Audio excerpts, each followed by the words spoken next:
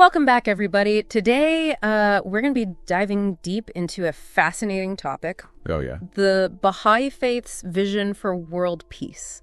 And not just like some vague ideas about getting along, but an actual, get this, a whole new world order. Wow. Yeah. A world without war, prejudice, inequality. That's ambitious. It is, right. It almost sounds a little utopian, right? But before we dismiss it as just some pie in the sky kind of thing, let's explore what they actually propose. We're diving into this scholarly article called The Baha'i Vision of World Peace and the Structure of a New World Order. All right. And I gotta say, even just skimming it, they lay out some pretty intriguing, concrete ideas. Yeah, and one of the things that I think is so fascinating about the Baha'i teachings is that they don't shy away from the complexities of our world. You know, they recognize that we're all different. We come from different backgrounds, different beliefs, different experiences. Right, very diverse. Exactly, we're diverse. But instead of seeing that diversity as a problem, they view it as a strength. Okay, so that idea of unity and diversity, like, I get it. It sounds beautiful in theory, but how does that actually work in practice in a world that seems so fragmented? Yeah, well, this article, it quotes Baha'u'lláh, and he's the founder of the Baha'i Faith, as saying that the well-being of mankind, its peace and security, are unattainable unless and until its unity is firmly established. Okay, so that's like... strong words. Those are some strong words, right? Yeah. So what does that unity look like in real life? Well, it's really about seeing humanity as one big interconnected family. Okay. Right? And you can think of it like a tree. Every leaf is different, right? No, sure. But they all contribute to the tree's overall health and beauty. Okay. And just like a tree needs diverse leaves to thrive, humanity needs diversity of thought, culture, experience to reach its full potential. Yeah. But here's the catch. The Baha'i teachings are very clear. Right. You can't have true unity while prejudice is still running rampant. Got it. That's where their vision for peace really begins. So they're tackling prejudice head on. This is not some superficial kumbaya kind of approach. Going deep. All right, so how do they define prejudice? Because the article talks about it. It's not just about the obvious things like racism. They go beyond that. They do. They're talking about breaking down barriers of religion, nationality, even class. Exactly. All those labels that we use to categorize each other and so often separate each other. So like all the us versus them kind of thinking. Exactly. They're saying these are all artificial divisions. Okay. And that they're actually preventing us from seeing our shared humanity. It's about recognizing that we are all interconnected, regardless of these artificial divisions. Abdu'l-Bahá, who's a central figure in the Baha'i Faith, put it beautifully when he said, "The unity of the human race implies the establishment of a world commonwealth in which all nations, races, creeds, and classes are closely and permanently united." Wow, can you imagine like a world where us versus them truly dissolves? Right, it's a massive shift in perspective. Massive shift. But is that even possible? I mean, look around, prejudice is like... It's baked into so many systems and structures. It is. So how do we even begin to overcome something that's so deeply ingrained? Right, and they're not talking about quick fixes. They really emphasize a gradual yet profound transformation of both individuals and society as a whole. And one of their core principles that really stands out is this concept of consultation. Consultation. Okay, so what does that mean in this context? So it's like a completely different approach to decision making. Okay.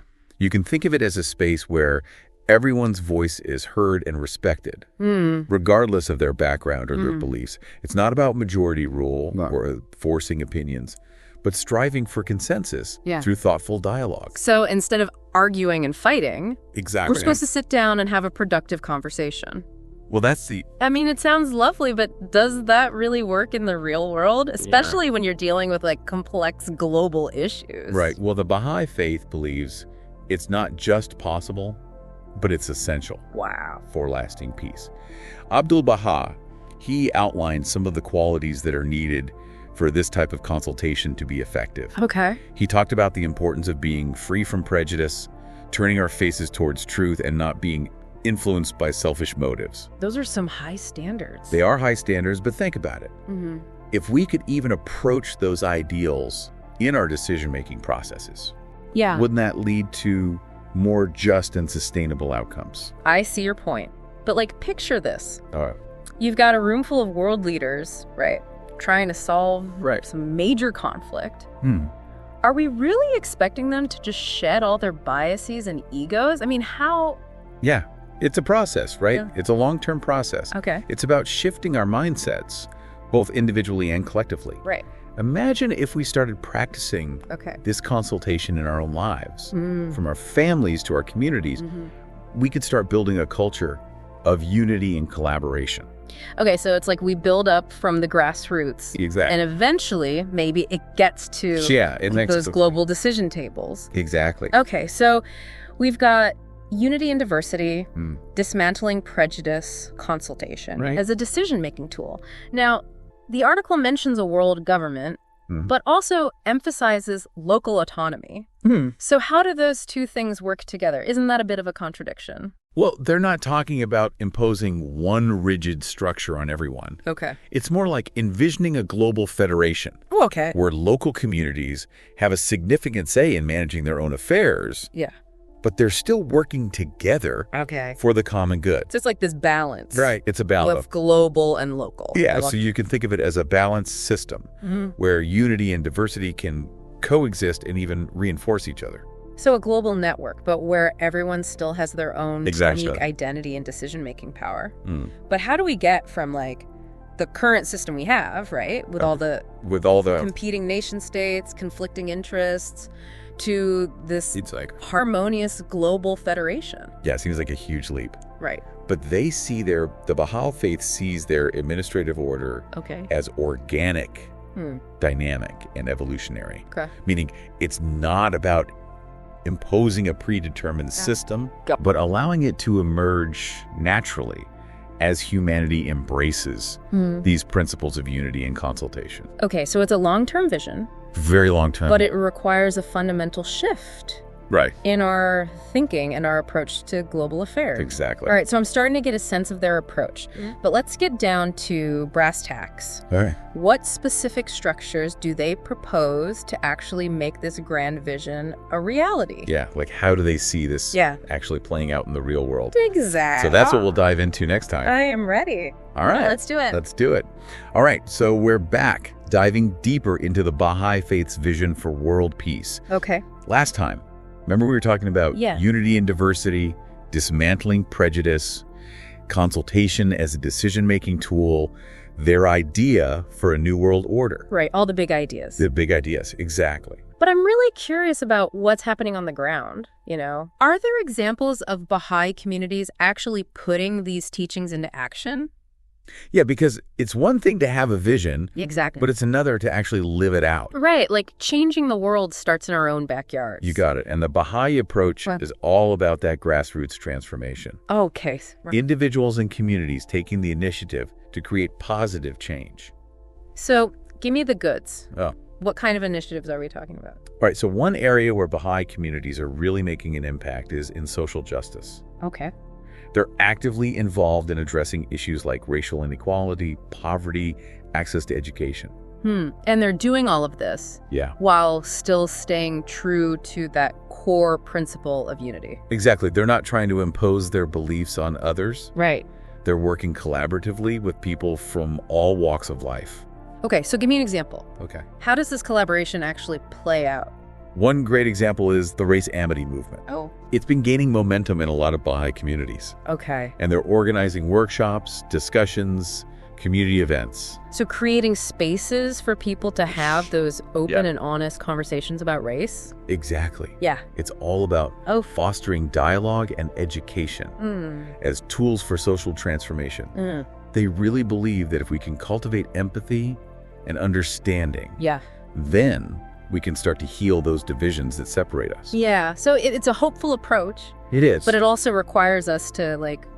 Right, you have to be willing to... Be willing to engage with those difficult topics. Exactly, and challenge your own... Right, and biases. Biases, exactly. Okay, so that's one example.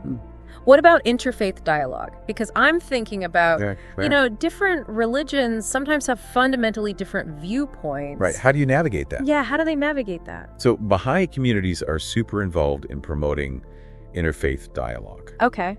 They believe that religions should be sources of unity. It's not division. And they're working really hard to build bridges between different faith communities. That's so important these days, especially because there's so much religious intolerance and conflict. Right. But how do they find that common ground? I mean, without compromising their own faith, right? Right. Well, the Baha'i teachings, they emphasize this principle of independent investigation of truth. Okay. So they're encouraging people to study different religions with an open mind, an open heart, and to look for the underlying unity. Okay, so it's about looking beyond those surface differences. Surface level, and finding those shared values that unite us as human beings. Exactly. Like those universal values that we see. Like love, compassion. Love, compassion, justice. Justice, exactly. Do you see those reflected? Absolutely. They believe that at their core, all religions share a common foundation of love, compassion, and justice. By focusing on these shared values, they believe that we can build bridges of understanding and cooperation that transcend religious differences. So they're not just talking the talk, they're actually walking the walk. Right, they are. That's inspiring. Yeah. So do you want to hear about some specific interfaith initiatives? Yeah, give me an example.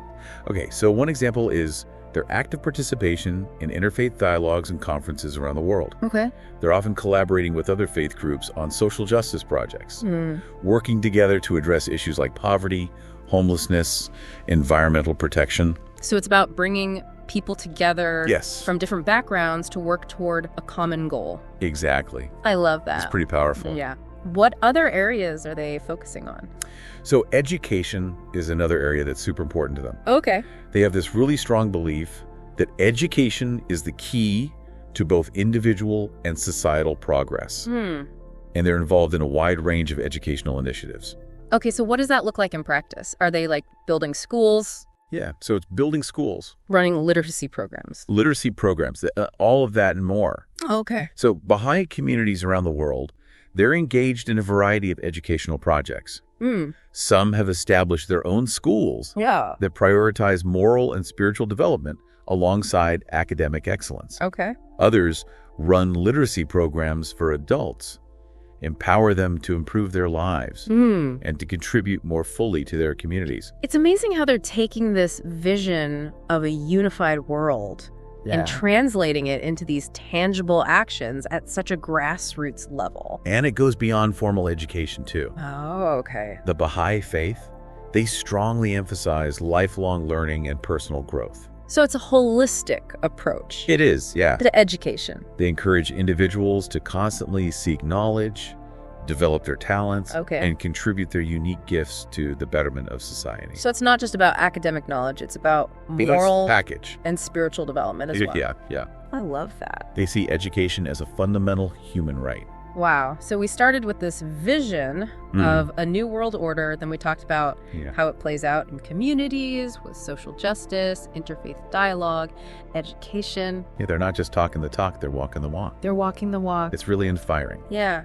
You know, what I'm really struck by is this emphasis on personal transformation. Yeah, that's the foundation. Really important point. For social change. Yeah. The Baha'i Faith really believes that peace starts within each of us. Right, so it's about becoming better human beings. Exactly. It's an inside job. It is an inside job. It's about cultivating those qualities of love.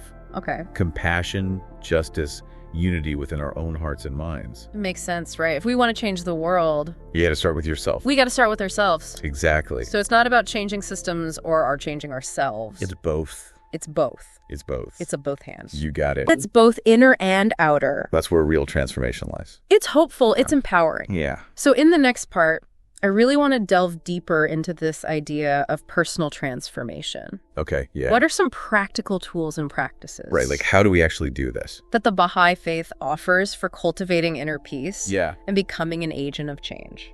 Let's dive in. All right, let's do it. Welcome back to our final deep dive into the Baha'i Faith's vision for world peace. We've covered a lot. We have. Their whole ambitious plan. Yeah. We looked at those core principles. And then we even saw how they're actually playing out in communities around the world. Yeah, it's pretty amazing. It is pretty amazing. But you know what keeps coming back to me? What's that? Is like the individual's role in all of this. Yeah. It's easy to get swept up in those big ideas like a new world order and all that. The big picture. But I keep wondering, like, what does it mean for me? Like, right here, right now, what can I actually do to make a difference? Right. How do you contribute to this vision of a more peaceful world? So the Baha'i teachings emphasize personal transformation as that foundation for social change. Yeah, they really believe that building a better world starts with inner transformation. Okay, so becoming better human beings. Yeah, cultivating those qualities of love, compassion, justice, unity within ourselves. Okay, so what are some specific tools or practices that they offer to actually help people cultivate these qualities? So they emphasize several practices. Prayer and meditation are central. Okay. They help individuals connect with a higher power and nurture those spiritual qualities that contribute to peace. Makes sense. They also stress the importance of studying sacred scriptures, reflecting on their meaning, and applying those teachings to daily life. So it's not about retreating from the world or isolating yourself. Right, it's not about escaping. Yeah, It's about bringing your spiritual beliefs into your daily life and letting them guide your actions. They see service to humanity as a core expression of faith. I see. So as we develop those inner qualities, we naturally become more inclined to serve others, contribute to our communities, work for the betterment of society. You got it. So inner transformation fuels outward action, and engaging in acts of service refines our inner selves. So it's like this two-way street. It is. It's a beautiful cycle of growth and contribution. What are some examples of the kinds of service that Baha'i communities engage in? Oh, there's a huge range, reflecting the diverse talents and passions of individuals within the community. Okay. So some folks focus on direct service, like tutoring children, assisting the elderly, supporting refugees. Okay. Others are more into social action, like advocating for policy changes, promoting environmental sustainability, working to eradicate prejudice. Okay, so it's not about converting others or imposing their beliefs, but about expressing your faith through action that benefits everyone. Exactly, putting those values of unity and compassion into practice. This approach, it feels both deeply spiritual but also incredibly practical. It is. It's about aligning our inner aspirations with concrete actions. Real living your values, not just thinking about them. Okay, so I'm convinced, right? Personal transformation, service, super important. But let's be real, building a peaceful world, it's a monumental task. It is, There's a lot of... We're talking entrenched power structures, conflicting ideologies, deeply ingrained prejudices. Right, it's complex. So do they acknowledge these challenges? I mean, how do they stay hopeful? Oh, they absolutely acknowledge the complexities and challenges. Okay. But even in the face of all that, they have this really strong belief in the ultimate triumph of unity and peace. Okay, so it's not about ignoring the problems. No, not at all. But about believing that we can overcome them. Exactly. They see these obstacles as tests of our collective will and determination. Okay, so it's a call to action. It is, Not a reason to give up. Absolutely. They see the current state of the world not as a cause for despair, but as an opportunity for growth and transformation. Okay, so that's a shift in perspective. It is, Right. Instead of feeling overwhelmed by the problems, we can feel empowered to be part of the solution. Exactly. That's encouraging. It is. And they really emphasize the power of collective action. They believe that even small acts of service, when multiplied across individuals and communities, can create this ripple effect of positive change. So even if a fully unified, peaceful world feels far off, there's still value in taking those steps towards it. Absolutely. It's about the journey as much as the destination. It's been a truly inspiring deep dive. It has. I mean, we started exploring that Baha'i vision for world peace. Delved into all the practical applications. And then ended reflecting on this whole idea of personal transformation and service. It's really about recognizing that crucial role that each of us plays in creating a more just and peaceful world. So it's a vision that challenges us to think bigger, to embrace a more holistic approach to peace building. Right. It starts with each of us. And it's a vision that rests on this profound belief in the inherent goodness and the potential of humanity. Yeah, that's what makes it so compelling. To overcome these challenges and create a better future. It's not just a set of ideas, it's a deep well of hope and inspiration. Before we wrap up this deep dive, I want to ask our listeners a question. Okay. What resonated most with you from everything we talked about today? Yeah, what felt achievable in your own life? Yeah, and what inspires you to take action? Remember, building a better world, it starts with each of us. The journey towards unity and peace, it begins with the choices we make. The words we speak, the actions we take every single day. Thank you for joining us on this deep dive into the Baha'i Faith's vision for world peace. It's been a pleasure. We hope it sparked your curiosity, ignited a desire to contribute to a more just and peaceful world. Keep diving. Until next time. Keep diving.